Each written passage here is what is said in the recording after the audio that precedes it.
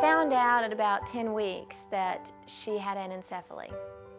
And anencephalic babies generally it's not compatible with life, that sort of birth defect. They don't live very long, if they live at all. What happens when we learn a child is not expected to live after birth? All the hopes and joys of pregnancy are turned upside down as the parents find themselves in foreign territory. What does an expectant family do when a birth becomes an occasion for mourning and bereavement? Parents have lost babies since the beginning of time and have felt for years upon years upon years anguish, oftentimes, at losing a child. So having this program gives people support. Again, it doesn't take the pain away, but it helps them to deal with the loss. It helps them prior to the loss to make some plans and to try to hold on to as much memory as they can in that short amount of time that they may have.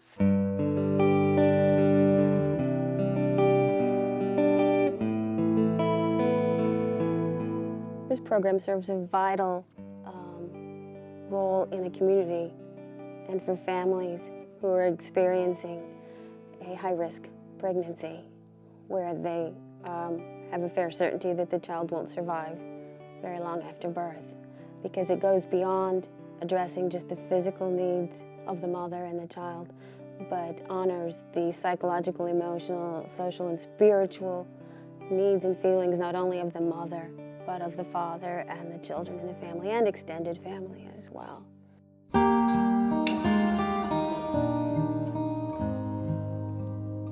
For Kathy Moretti, the news that one of her twin daughters wasn't going to survive long after birth meant she and her family were faced with difficult decisions. Decisions of how to mark the passing of a child here for such a brief time.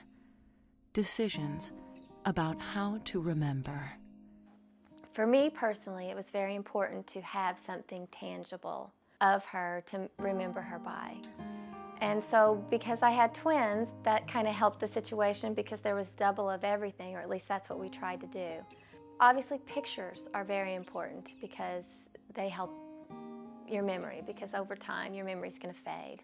And so it's wonderful to have the pictures, and that was something that Deborah came the morning that I delivered. And she came in and took these wonderful black and white pictures. The other thing that we did that was special to us was we did a mold we tried to do of one of her hand and one of her foot. And so that's an actual 3D thing that I can hold and touch.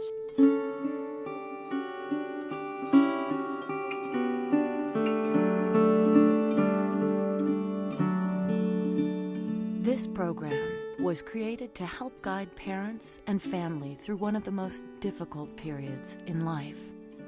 But along with facilitating the creation of a birthing plan and memory pieces at the time of birth, BJC's hospice nurses, counselors, and spiritual advisors remain involved for the weeks and months following, working with all the family members, there to offer a hand where it's needed.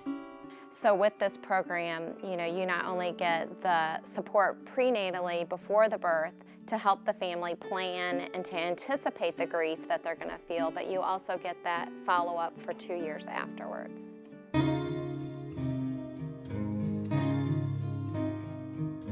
I think that there probably is no more unexpected event than looking forward to the birth of an infant, with all the attendant celebration and thought about how perfect this baby is going to be, and experiencing just the reverse. So that what this can do to a family and to a couple is create an imminent disaster. And I think to be able to intervene and to help these people work through that, and to contend with the idea that loss of the baby isn't the end for them is key, is extremely important in care of people and in care of families. I'd love to see it grow because I think there's a need out there. I think that there's lots of women out there that have to deal with this, and dads that have to deal with their grief. There is probably a mythology that says, get over it. Suck it up. And we've all heard that. Well, I think the message now is we're there for you. We know that it's not easy. It really validates the family's feelings and thoughts about what's happening and about their impending loss. Because what often happens in our society is that other parts of the community and other parts of society don't really acknowledge this as a loss. It's because this is a child that was never really part of day-to-day life in the community.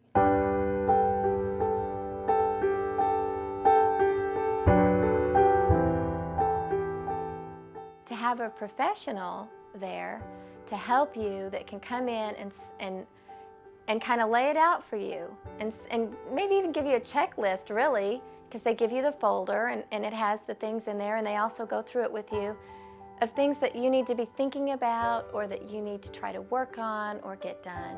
It's very important because when the time comes with different things, you don't have time. And if your baby's only going to live for 5 minutes and you've got someone that can come in and take those pictures of you holding that baby, that's priceless. That's something you can never get back.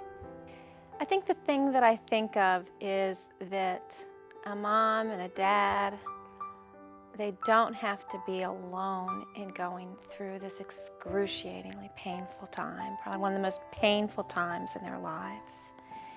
That there are some people that can walk with them through this incredible loss.